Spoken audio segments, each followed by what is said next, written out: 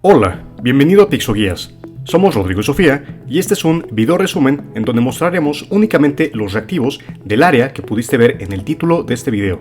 Como sabes, existe un video llamado Guía Ceneval EUC-CP 100 reactivos Contaduría Pública. ¿Qué es este video? Bueno, es un video en donde mostramos cómo es la guía gráficamente para el examen uniforme de certificación de la Contaduría Pública. Sin embargo, en este video únicamente nos vamos a enfocar en los reactivos que pudiste ver en el título de este video. Nos vamos a ir un poco rápido, recuerda, son 7 áreas, no las vamos a analizar detalladamente aquí todas, porque para eso está el video que ya pudiste ver anteriormente. Y si no, te dejamos el enlace a ese video en la descripción. Recuerda, más o menos así se ve el material, más o menos de esta forma son los textos. Los reactivos tienen 4 formatos como los que estás viendo en este momento, y en este video únicamente revisaremos los reactivos del área que ya indicamos en el título. El material es PDF, lo puedes ver en cualquiera de estos dispositivos, excepto en Kindle, se puede imprimir y hay varias versiones como las que puedes ver en este momento. Todas las versiones contienen los temas desarrollados, pero varían en la cantidad de reactivos únicamente. Entonces recuerda, para fines de este video indicamos un determinado año en la portada, porque no podemos hacer todos los años un video de cada guía. Como puedes ver aquí, aunque diga 2025, no te preocupes, para el momento en el que estés viendo esta guía ya va a estar actualizado. Muy bien, sin más, comenzamos. En este caso puedes ponerte en contacto con nosotros a través de nuestras redes sociales, Facebook, Instagram, WhatsApp, Telegram, por Messenger de Facebook, YouTube también, TikTok y aquí también por nuestro correo electrónico, de preferencia por WhatsApp. Ahora revisemos reactivos del área 6, auditoría, con el formato de cuestionamiento directo. A partir del análisis que hace el auditor externo a una persona moral dedicada a la fabricación de artículos automotrices al cierre del año, obtiene la siguiente información, misma que veremos con más detalle a continuación. Después de analizar los pagos provisionales correspondientes al ISR, ¿a qué conclusión deberá llegar el auditor?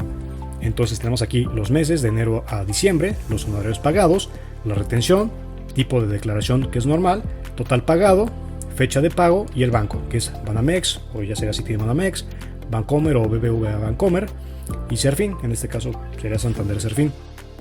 Ok, entonces nos preguntan a qué conclusión deberá llegar el auditor. A. Todo está bien presentado, no hace alguna observación.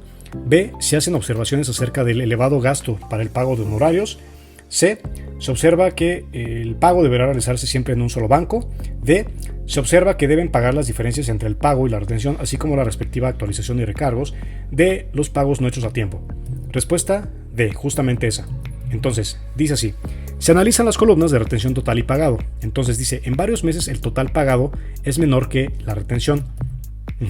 Entonces aquí, total pagado en varios meses es menor que la retención. ¿Ok? Entonces en este caso, por ejemplo, vemos que aquí, por ejemplo, en mayo. ¿Ok? Entonces, esto indica que no se cubrieron completamente las retenciones correspondientes al ISR. Se verifica la fecha de pago respecto al mes correspondiente.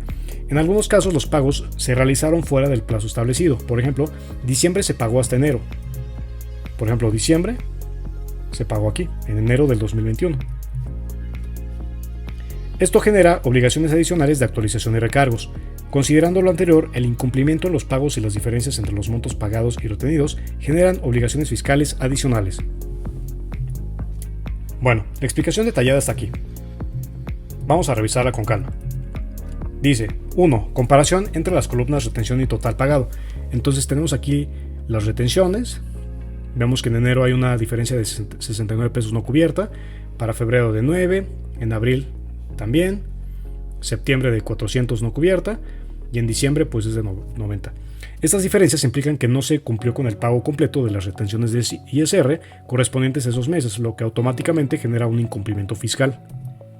Luego viene el análisis de las fechas de pago, y según las normas fiscales en México, los pagos provisionales de ISR deben realizarse a más tardar el día 17 del mes siguiente al que corresponden los ingresos. Esto de acuerdo al SAT 2023. Sin embargo, en los siguientes casos los pagos se realizaron fuera del plazo establecido. Por ejemplo, en diciembre el pago se realizó el 10 de enero de 2021, cuando debió realizarse antes del 17 de enero. En este caso, esto genera recargos e intereses por pago tardío. Paso 3. Identificación del problema. Por los puntos anteriores, la empresa no está cumpliendo con el monto total de las retenciones en varios meses. Realizó algunos pagos fuera de tiempo, generando obligaciones fiscales adicionales, como la actualización de los montos y el pago de recargos. Paso 4. La relación con las opciones de respuesta.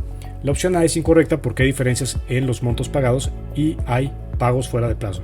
La opción B también es incorrecta ya que el problema no radica en los honorarios pagados, sino en el incumplimiento de las retenciones y pagos provisionales. Vamos a ver otra vez cuáles son las opciones.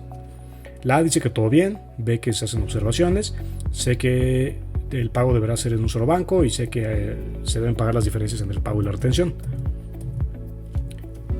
La C es incorrecta porque el uso de varios bancos, este no es relevante en este caso ya que no afecta a la obligación fiscal. Y la opción D es correcta ya que se observa que la empresa debe cubrir las diferencias entre el monto retenido y pagado, además de liquidar los recargos e intereses por los pagos fuera de tiempo. Un gerente de un despacho de contadores está en proceso de contratación con uno de sus clientes para el puesto de director financiero de la empresa.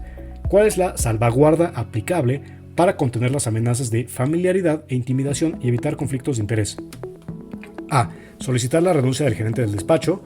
B. Pedir a la empresa que suspenda el proceso de contratación. C. Cambiar todo el equipo designado a la auditoría. O D. Retirar al gerente de la auditoría designada. Respuesta D. Retirar al gerente de la auditoría designada. La explicación es que la amenaza de familiaridad e intimidación surge porque el gerente del despacho está en un proceso de contratación con el cliente, lo cual puede comprometer la objetividad e independencia del auditor al tener intereses personales relacionados con la empresa. Para contener esta amenaza es fundamental aplicar un salvaguarda que elimine cualquier conflicto de interés.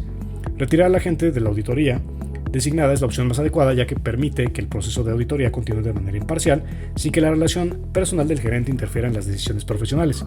Además, esta medida protege la reputación del despacho al demostrar un manejo ético de la situación y mantener la confianza en el trabajo realizado.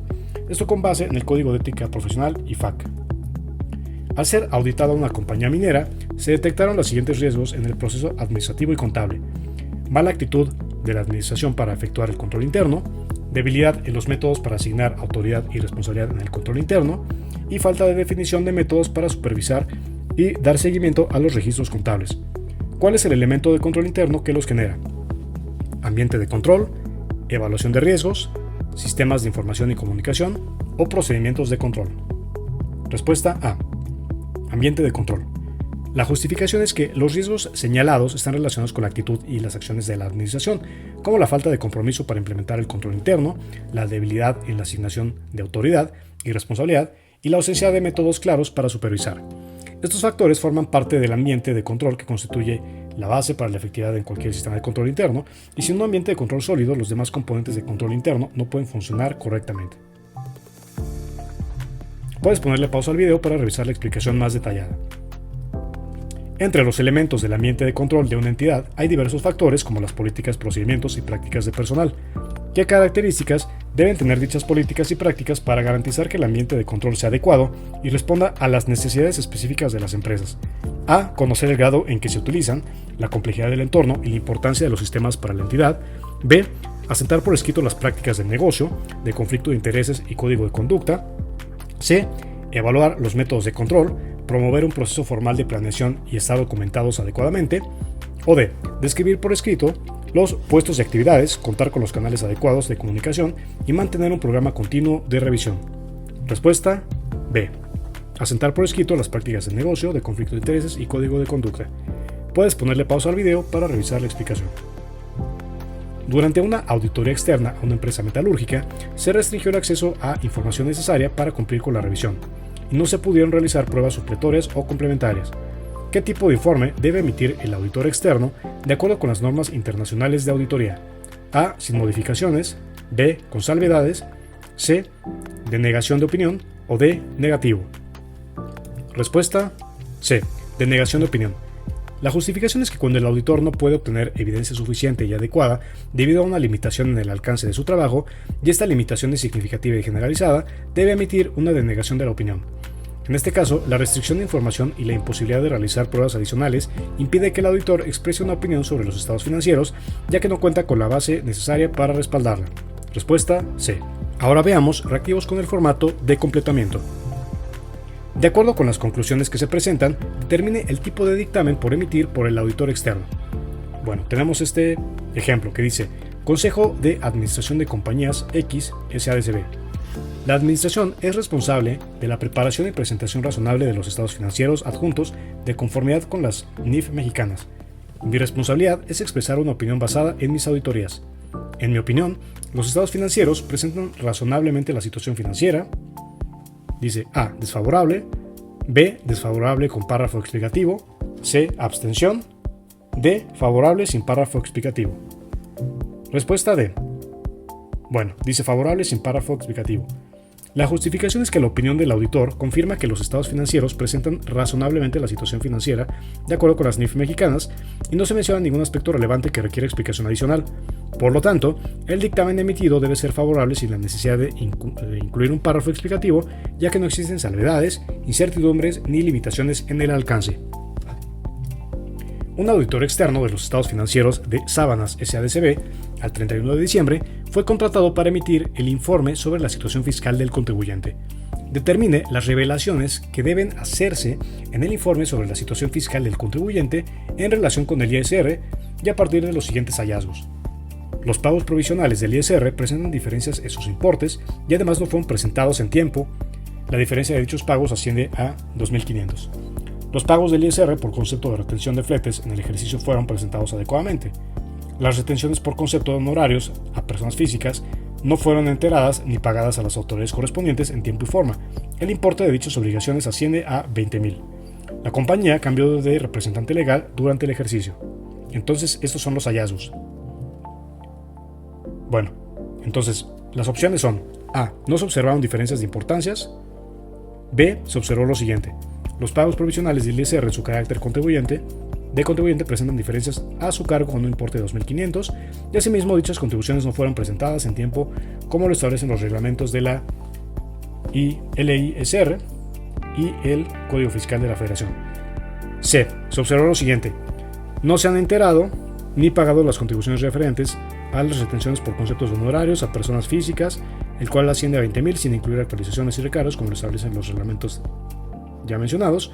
Y D. Se observó lo siguiente. Los pagos provisionales del ISR en su carácter de contribuyente presentan diferencias a cargo por un importe de 2.500. Asimismo, dichas contribuciones no fueron presentadas en tiempo como lo establecen los reglamentos. No se han enterado ni pagado las contribuciones referentes a retenciones por conceptos de honorarios a personas físicas, el cual asciende a 20.000 sin incluir actualizaciones y recargos como lo establecen los reglamentos. Respuesta correcta, D. Justificación. La revisión de los hallazgos mencionados pues es justamente lo de los pagos provisionales, que presentan diferencias y que no fueron presentados, y esto pues constituye una omisión que debe señalarse en el informe fiscal del auditor. También se indica que las retenciones por concepto de honorarios a personas físicas no fueron enteradas ni pagadas a tiempo, y el monto de dichas obligaciones asciende a 20.000, lo que implica un incumplimiento adicional y genera recargos y actualizaciones. Puedes ponerle pausa al video para revisar la explicación con más detalle. Según su explicación de la nota 7 de los estados financieros de una entidad, a la fecha se tiene una demanda por daños y perjuicios por incumplir el contrato de compraventa de la maquinaria usada y no entregarla en el tiempo establecido, porque aún lo tiene en uso. Por falta de capacitación del personal que utiliza, la maquinaria nueva no está funcionando a su capacidad esperada. Al emitir su opinión, el auditor externo de esta es A. Sin salvedad. B. Con salvedad por limitaciones en el alcance. C. Con párrafo de énfasis. D. Con salvedad por inconsistencia en las NIF. Respuesta C. Con párrafo de énfasis. Bueno, la explicación. La nota 7 en este caso es simplemente una referencia a una sección específica dentro de las notas en los estados financieros de una empresa. El número 7 se utiliza para organizar y numerar estas explicaciones, pero el contenido exacto de la nota 7 pues varía dependiendo de la entidad y su situación financiera. Entonces, la entidad tiene una demanda por daños y perjuicios, lo cual es un hecho relevante que afecta a su situación financiera, aunque no necesariamente compromete la validez de los estados financieros en su conjunto. La maquinaria nueva no está funcionando a su capacidad esperada, lo que puede generar impactos operativos, pero no implica una omisión o inconsistencia en las NIF. Entonces, la determinación de la opinión del auditor. La información presentada en la nota 7 ya explicada adecuadamente en estos eventos. Por lo tanto, el auditor no requiere emitir una salvedad, ya que no hay limitaciones en el alcance ni incumplimientos en las NIF. Sin embargo, debido a la relevancia de los hechos, demanda y problemas con la maquinaria, el auditor debe emitir un párrafo de énfasis para resaltar esos puntos en el informe sin afectar su opinión sobre los estados financieros. Entonces, por lo tanto, vemos que la correcta es la C, con párrafo de énfasis, que es la forma adecuada de resaltar los hechos relevantes sin modificar la opinión del auditor. Entonces, el auditor externo debe emitir su opinión con párrafo de énfasis justamente para esto. Como resultado del estudio y conocimiento requerido de la entidad y su entorno, el auditor determina las siguientes debilidades en la misma. Determine el riesgo importante que presenta la entidad. Carece de personal o la especialización para hacer frente a los cambios del sector. Aumentan las responsabilidades ligadas a sus productos. Carece de estimación correcta de la demanda de su producto. Y aumenta la vulnerabilidad desde el punto de vista jurídico. A. Negocio. B. Auditoría. C. Control. O D. Detección. Respuesta A. Negocio. La justificación es que carece de personal o especialización. Esto indica una falta de preparación para adaptarse a los cambios del sector, lo que es un problema estratégico que afecta a la capacidad competitiva de la entidad. Aumentan las responsabilidades ligadas a sus productos. Este es un riesgo relacionado con el mercado y las obligaciones legales o reputaciones que impactan el negocio. Carece de estimación correcta de la demanda de su producto. Esto refleja problemas en la planeación y previsión, lo que afecta directamente la sostenibilidad del negocio. Aumenta la vulnerabilidad jurídica. Este es un riesgo externo que afecta la estabilidad del negocio y está ligada a litigios o sanciones. Bueno, entonces vemos aquí en la clasificación del riesgo. Negocio, correcta. Los riesgos señalados afectan directamente el entorno estratégico y la operación de la entidad. Auditoría, pues es incorrecta porque no se trata de riesgos relacionados con el alcance o precisión del trabajo del auditor. Control, no se mencionan problemas específicos con los sistemas o procesos de control interno. Y detección tampoco es correcta porque ese término se relaciona con la capacidad del auditor para identificar errores o fraudes y no con los riesgos estratégicos. Esto con base en las normas internacionales de auditoría NIA 315. En su revisión del ISR, el auditor externo detecta que existen importantes discrepancias entre las retenciones determinadas y pagadas. Al mismo tiempo, no se realizan en los plazos estipulados en las leyes, por lo que es responsabilidad del auditor reflejar tal situación en el informe sobre A. Estudio y evaluación del control interno del cliente. B. Apalancamiento en los impuestos del contribuyente. C. Situación fiscal del contribuyente. O D. Obligaciones informativas del contribuyente. Respuesta C. Situación fiscal del contribuyente. La justificación es que el auditor detecta discrepancias entre las retenciones determinadas y pagadas, además de incumplimientos en los plazos estipulados por la ley. Estas observaciones afectan directamente la situación fiscal del contribuyente, ya que incumplir con las obligaciones de retención y pago de impuestos genera posibles sanciones, recargos y problemas legales. La responsabilidad del auditor es que debe reflejar este incumplimiento en el informe relacionado con la situación fiscal del contribuyente, dado que las retenciones y pagos son parte fundamental de las responsabilidades fiscales. Bueno, aquí puedes ver la explicación un poco más detallada. Una persona moral optó por auditar sus estados financieros con fines fiscales. El auditor informó que las ventas al cierre del año con su empresa subsidiaria extranjera representan 20% del total de sus ingresos y no se aplicó el estudio de precios de transferencia. Con esta información, integre los informes que le corresponden al auditor externo en el CIPRED. Operaciones con partes relacionadas. Opinión. A. Modifican con salvedad. B. Modifican con denegación de opinión. C. No modifican. D. Modificada con abstención. Respuesta A. Modifican con salvedad. Justificación. Bueno, el 20% de los ingresos de la entidad provienen de ventas de una subsidiaria extranjera, lo que califica como una operación con partes relacionadas. Según las regulaciones fiscales y contables, estas operaciones deben cumplir con los estudios de precios de transferencia para garantizar que se realizan a valores de mercado y evitar prácticas fiscales indebidas. Al no haberse aplicado el estudio de precios de transferencia, se genera una omisión importante que afecta a la presentación razonable de los estados financieros. ¿Cuál es la reacción del auditor? El auditor debe modificar su opinión debido a esta omisión significativa que incumple con las normas de información financiera NIF y las disposiciones fiscales. Sin embargo, la modificación es con salvedad, ya que el problema se limita únicamente a la falta de aplicación del estudio de precios de transferencia y no compromete la totalidad de los estados financieros. Entonces, modificar con salvedad es correcta porque la opinión se modifica porque hay un incumplimiento que impacta parcialmente los estados financieros. B. Modifican con denegación de opinión, pues es incorrecta porque la denegación de opinión se emite cuando el auditor no puede obtener evidencia suficiente para emitir una conclusión, lo cual no es el caso aquí. C. No modifican. Es incorrecta también porque la falta del estudio de precios de transferencia es una omisión significativa que requiere modificación en la opinión. Y finalmente D. Modificada con abstención. Es incorrecta porque la abstención se da cuando el auditor no puede emitir una opinión debido a las limitaciones extremas en el alcance, lo cual no aplica aquí tampoco. Un auditor externo realizó su revisión de operaciones entre las partes relacionadas externas de conformidad con las NIA 200, 300, 500 y 550. Además, consideró las LISR y RISR. Como resultado de la revisión, encontró imperfecciones en el estudio de precios de transferencia.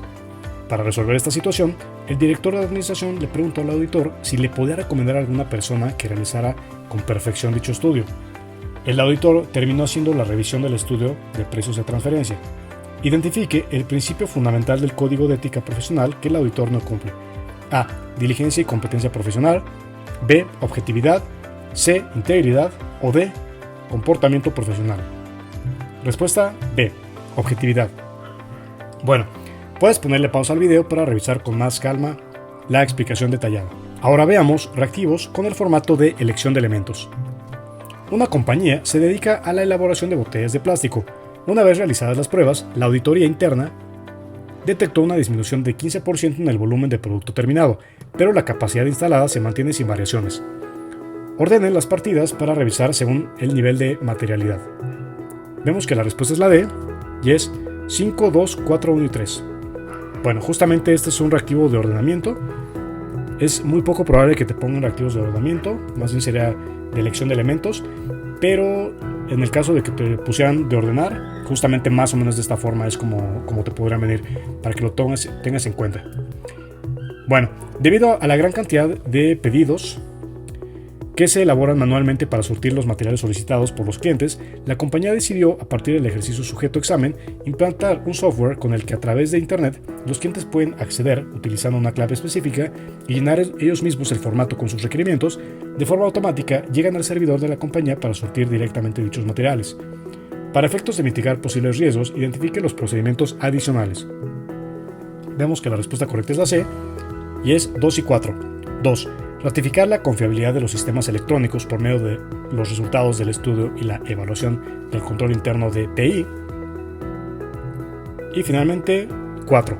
Realizar pruebas de encriptado y de cambios no válidos o no autorizados al sistema. Respuesta C. Una firma de auditores realiza una auditoría a una empresa comercializadora e inicia con la revisión del rubro de inventarios mediante pruebas sustantivas para la comprobación de existencia física. Para esto, utiliza el procedimiento de inspección y observación, por lo que la firma solicita la siguiente información a la empresa. Seleccione la información que sea suficiente, confiable, relevante y útil para el procedimiento. Respuesta C. 2, 4 y 5. 2. Documentación de entradas y salidas de inventario. 4. Reporte del inventario según libros. Y 5. Corte de formas, marbetes y listas de inventario.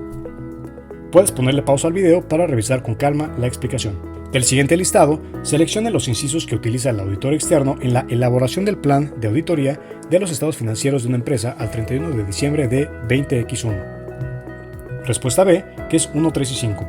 1. Actos de asamblea anteriores al 31 de diciembre de 20X1. 3. Estados financieros dictaminados al 31 de diciembre de 20X0. Y 5.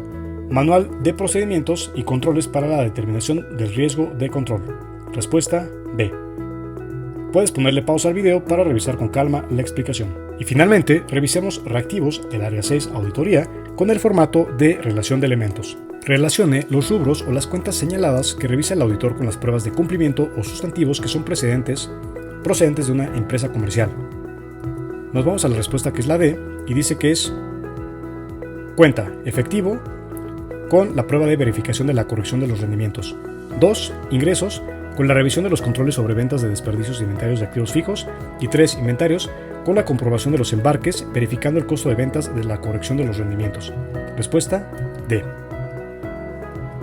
Relacione los procedimientos con las técnicas de auditoría para la revisión de efectivo e inversiones temporales que utiliza el auditor en su revisión. Nos vamos a la respuesta que es la C y vemos que el procedimiento de análisis de cuentas de bancos se va a relacionar con la elaboración de integraciones de saldos y movimientos. 2. La validación de intereses ganados por inversiones a plazo fijo con D. Elaboración de cálculos globales. Y 3. Elaboración de confirmaciones bancarias con B. Obtención de estados de cuenta por parte del gerente de sucursal bancaria. Respuesta C. Relacione los procedimientos de auditoría con las técnicas correspondientes. Bueno, vemos aquí la respuesta que es la C. Entonces tenemos que 1. Análisis de saldos con la técnica de clasificación y agrupación de los distintos elementos individuales que forman una cuenta o una partida determinada, de tal manera que los grupos constituyan unidades homogéneas y significativas. 2. comparación de cifras con ejercicios anteriores, con la A, apreciación sobre características generales de la empresa, de sus estados financieros y de los rubros y partidas importantes, significativas o extraordinarias. 3. Verificar la existencia de pedidos, con la B, examen físico de los bienes materiales o de los documentos con el objeto de cerciorarse de la existencia de un activo de una operación registrada o presentada en los estados financieros. Y finalmente, 4.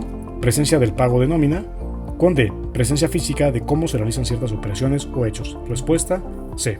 En este caso puedes ponerte en contacto con nosotros a través de nuestras redes sociales, Facebook, Instagram, WhatsApp, Telegram, por Messenger de Facebook, YouTube también, TikTok y aquí también por nuestro correo electrónico, de preferencia por WhatsApp.